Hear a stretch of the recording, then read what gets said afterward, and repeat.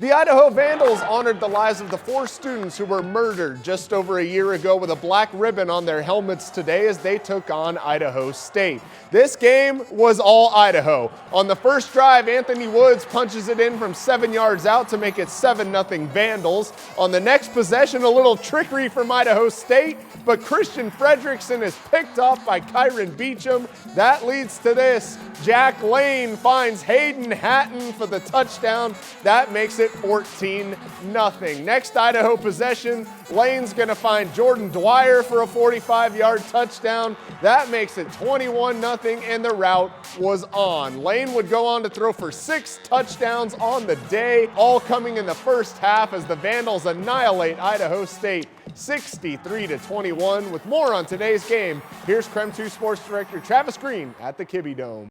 Well, Andrew, the overwhelming thought heading into this matchup was that if Idaho was able to get the win, they would be a lock for the FCS playoffs. The big question was, if they got the win, would they get a bye in the first round? Coach X said in this week's press conference that the team needed to leave a lasting impression for that playoff committee. 56 points in one half, well, that may have just done it.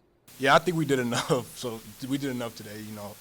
If you have 56-0 at halftime, I think you're doing pretty well. But I think everybody came ready to play today. I feel like everybody was playing for each other today and playing for the seniors that get last ride in here. You know, I think our resume, speaks well to be one of those top 8 seeds. But my opinion doesn't really matter on that. We'll find out what the committee's opinion. So I think us and Montana State, comparing us now, we're both 8-3.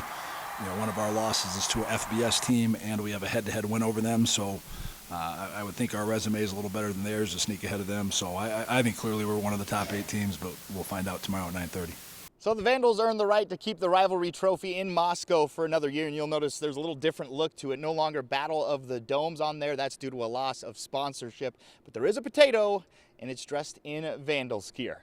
Reporting from the victorious Kibbe Dome, Travis Green, KREM 2 Sports.